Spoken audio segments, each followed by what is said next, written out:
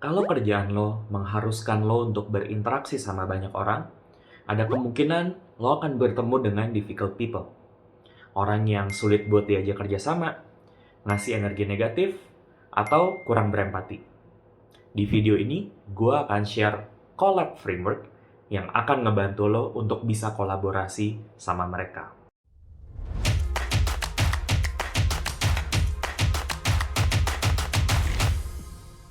Sebelum gue jelasin, gue pengen membuat disclaimer terlebih dahulu.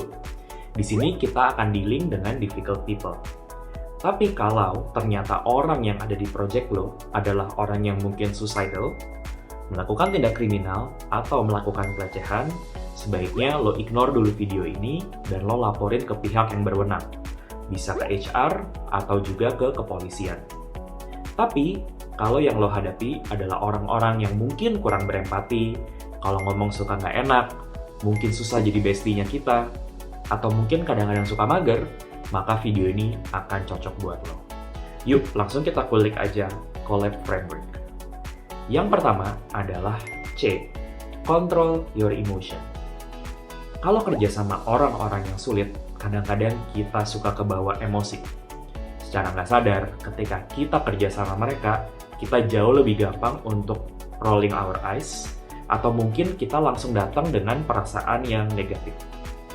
Kuncinya adalah setiap kali interaksi sama mereka, kita ingat bahwa oke, orang ini akan sangat membuat gue mudah buat ke-trigger. Jadi sebelum interaksi sama mereka, gue sangat menyarankan lo untuk melakukan meditasi singkat. Gak harus bener-bener merem dan juga kayak pakai yoga mat, tapi cukup untuk tarik nafas dan buang nafas. Dan keuntungan lainnya, kalau misalnya lo ada di Zoom call sama mereka, dan mereka mulai ngomongin hal yang lo nggak setuju, lo bisa off cam dulu, atau misalnya lo put yourself on mute dan mulai ngelakuin latihan tarik nafas tersebut. Sehingga ketika saatnya lo ngomong, lo bisa ngomong dengan nada yang datar, sehingga lo tidak membuat situasinya bertambah keruh. Yang kedua adalah O, alias open the conversation. Ketika hubungannya tidak berjalan dan menjadi lebih baik, ada waktunya kita buat ngajak ngobrol dan ideally empat mata. Di sini kadang-kadang kita yang perlu menginisiasi terlebih dahulu. Again, di sini bukannya gue menyarankan kita buat mengalah, tapi kita justru merendahkan diri kita supaya kita bisa memenangkan hubungan ini. Caranya adalah dengan bilang bahwa, hey, kita kan bakal banyak kerja bareng nih. Yuk, kita one-on-one buat ngebahas gimana sih caranya supaya kita bisa kerja lebih efektif lagi di project ini. Dari situ, kita perlu siap-siap supaya kita bisa datang ke meetingnya dengan open heart.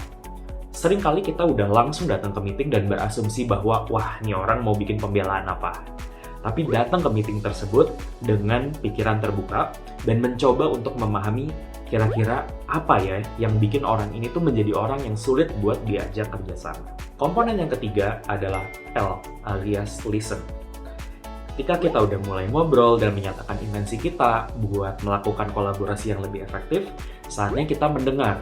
Karena mungkin di situ dia keluar lagi tuh omelan-omelannya. Baik mungkin omelannya secara agresif atau mungkin ngomelnya secara pasif-agresif. Dari situ, itu kesempatan kita banget untuk benar-benar mendengar. Mendengar lebih dari sekedar kata-kata, tapi mencoba memahami satu level lebih dalam. Kira-kira kenapa ya dia berpikir seperti ini? Contohnya, gue pernah bekerja di sebuah project di mana kenapa ya stakeholder ini defensif terus setiap kali gue kasih kerjaan ke dia? Well, ternyata dia tuh pengen projectnya berhasil, tapi ketika gue ajak one-on-one, dia bilang ke gue kalau workload-nya dia lagi banyak banget dan ternyata dia lagi ada masalah pribadi di rumah. Langsung tuh persepsi gue terhadap dia berubah 180 derajat. Dari yang awalnya gue kira dia ini simply orang yang susah diajak kerjasama, jadi kayak, oh ternyata itu tuh situasi yang sedang dia hadapin. Dan kita nggak pernah tahu kira-kira kolaborator lo tuh lagi menghadapi situasi seperti apa. Jadi listen dan juga try to understand the person. Berikutnya adalah A, alias adjust. Nah, di sini dibutuhkan kemampuan kita untuk menyesuaikan diri dengan keadaan. Dalam situasi yang paling ideal, kita bisa adjust dengan nemuin jalan di tengah-tengah. Let's say misalnya di konteks seperti tadi, gitu. Kita akhirnya menentukan bahwa oke, gue ngerti lo sibuk.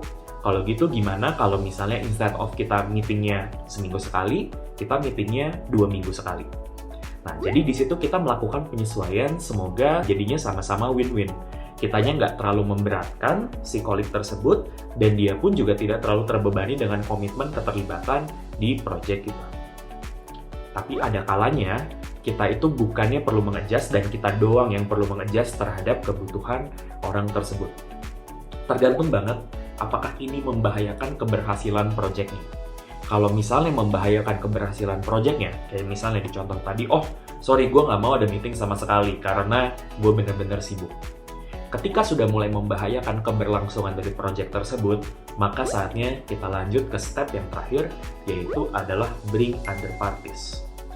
Karena seringkali kita nggak punya direct control terhadap orang tersebut, karena orang tersebut mungkin report ke atasannya, dan kita juga punya atasan kita. Nah, mungkin ini saatnya kita untuk bring isu ini ke atasan kita dengan bilang bahwa gue udah coba nih ngejalanin project ini dan kita butuh banget kolaborasi dari orang tersebut. Tapi kelihatannya dia lagi sibuk dan nggak bisa ngebantuin. Nah, kira-kira lo bisa nggak bos ngomong sama bosnya dia supaya dia dialokasiin lah waktu untuk ngebantuin project kita ini. Dulu kita sering banget alergi sama orang yang ngadu. Unfortunately, or maybe fortunately, di konteks pekerjaan, ngadu itu adalah hal yang wajar banget. Selama kita udah mencoba melakukan yang terbaik, tapi hasilnya tidak sesuai dengan apa yang kita inginkan. Kita perlu sadar bahwa ada momen-momen di mana kita perlu ngadu, dan disitulah gunanya kita punya atasan yang siap backing kita. Itu dia collab framework yang bisa lo coba ketika lo berinteraksi dengan difficult people di kantor. Kalau lo pengen belajar framework lain tentang gimana caranya lebih efektif di kantor, lo boleh tonton 2 video ini. See you next time!